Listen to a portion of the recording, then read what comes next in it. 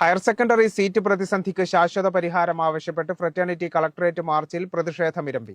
മതിയായ സ്ഥിരം ബാച്ചുകൾ അനുവദിക്കണമെന്നും മുഴുവൻ കുട്ടികൾക്കും സീറ്റ് ഉറപ്പുവരുത്തും വരെ സമരം തുടരുമെന്നും ഫ്രറ്റേണിറ്റി നേതാക്കൾ വ്യക്തമാക്കി.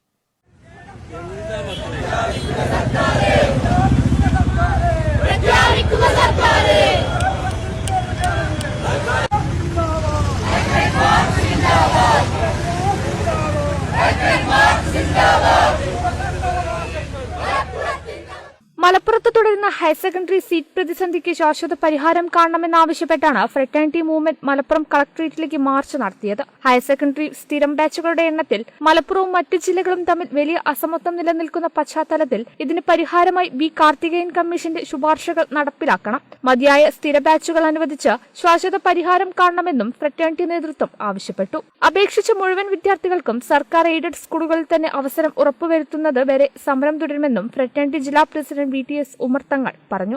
മന്ത്രി ഈ വർഷം ചില തന്ത്രങ്ങൾ പ്രയോഗിച്ചിട്ടുണ്ട്.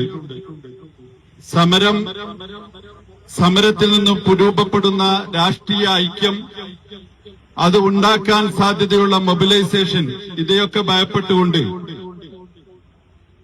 സർക്കാരിന്റെ പക്ഷത്തു നിന്ന് പെട്ടെന്ന് തന്നെ ഒരു 30% സീറ്റ് വർധനവിനെ കുറിച്ച് സംസാരിക്കുന്നുണ്ട്. കള്ളം പറയൽ ഒരു അലങ്കാരമാക്കുകയും അതൊരു സൈദ്ധാന്തിക വ്യവഹാരമാക്കുകയും ചെയ്ത ഒരു പാർട്ടിയാണ് CPM.